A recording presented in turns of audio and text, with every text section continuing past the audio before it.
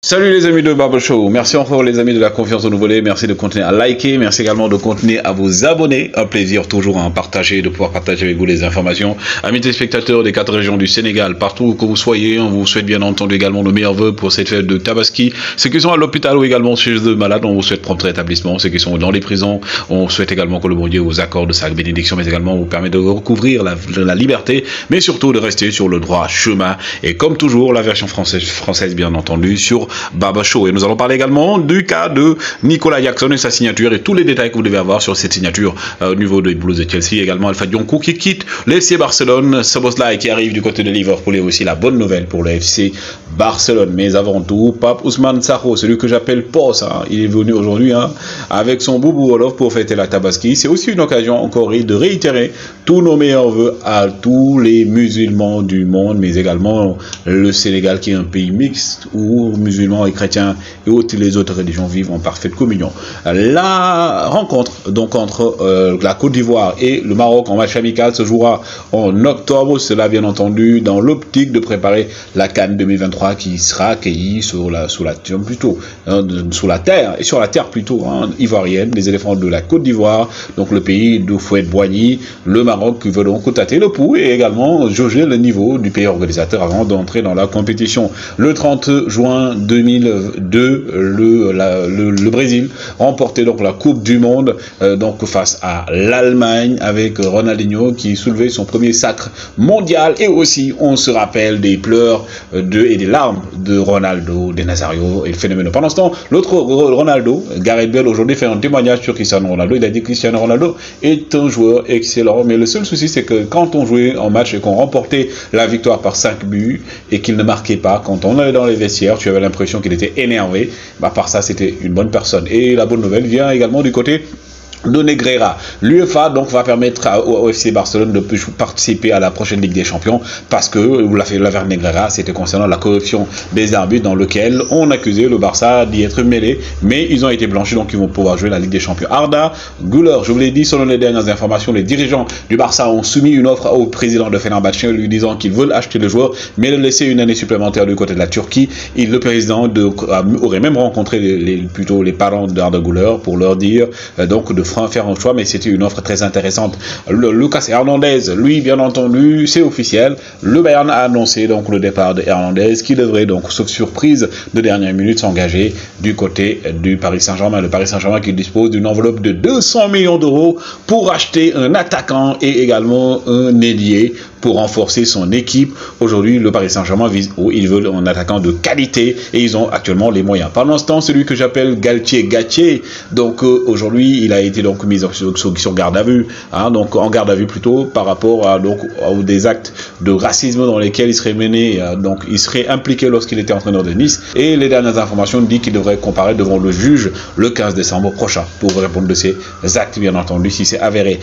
Gracias Atlético, c'est Kondogbia qui donc remercie l'Atlético de Madrid après avoir donc officialisé son départ du côté des Phocéens de l'Olympique de Marseille. Le joueur donc des Blues de Chelsea, Loftus-Cheek, donc s'est engagé, c'est officiel comme vous le voyez sur cette photo du côté des Rouges et Noirs du Milan AC. Le joueur donc des Blues qui a remercié également son ancien club de Chelsea pour tout ce qu'il a eu à vivre là-bas. Lui aussi, il se rapproche du Milan AC. Il s'agit de Christian Pulisic, l'autre joueur des Blues de Chelsea, lui qui dit qu'aujourd'hui il a envie d'avoir du temps de jeu et Milan AC lui a promis ce temps de jeu, raison pour laquelle il aimerait donc très vite que ça puisse se réaliser.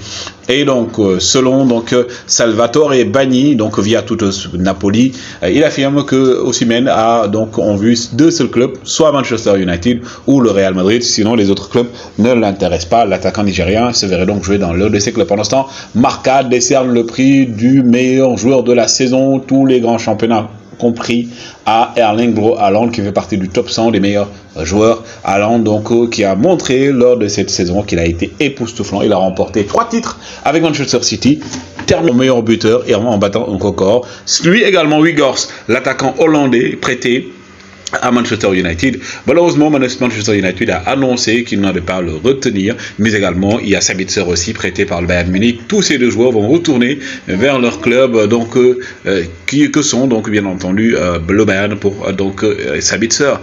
Voici ce à quoi devrait ressembler, les amis, le milieu de terrain pour la saison prochaine du côté de Manchester United, avec Mason Mount, Casemiro, Fernandes au milieu de terrain, Rodrigo, Sancho, Anthony en attaque s'il n'y a pas de changement là-bas, Shaw, Varane et aussi donc au niveau de la défense. Dominique Szoboszlai va s'engager du côté de Liverpool. Les restes de Liverpool ont annoncé au RB Leipzig qu'ils allaient lever l'option d'achat de 70 millions pour permettre aux joueurs qui étaient une priorité pour Jürgen Klopp de s'engager avec eux. Le FC Barcelone annonce également le départ d'Alpha Dionkou, lui qui était prêté du côté donc des Blaugrana avec une option d'achat. Finalement, le FC Barcelone ne va pas lever l'option d'achat. Alpha Dionkou plutôt va quitter donc le club Blaugrana. Un autre franco-sénégalais. Cette fois-ci, il s'agit de donc Habib Diarra. Habib Diarra intéresse fortement Lens qui est donc en bataille avec Strasbourg pour pouvoir les convaincre de laisser venir la pépite franco-sénégalaise qui également lui veut rejoindre Lens qui doit jouer la Ligue des Champions la saison prochaine. Pendant ce temps, Nicolas Jackson, on a parlé en long et en large de sa signature, mais ce n'était pas encore fait.